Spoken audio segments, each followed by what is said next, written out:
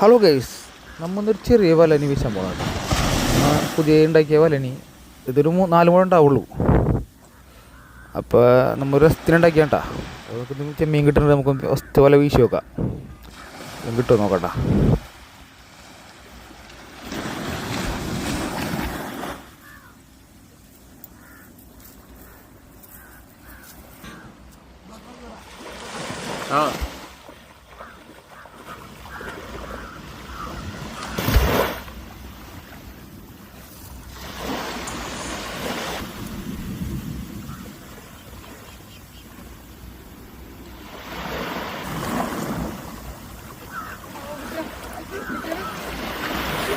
അപ്പോൾ ഗൈസ് നമ്മളെ വല ചെമ്മീൻ കിട്ടിയിട്ടാ.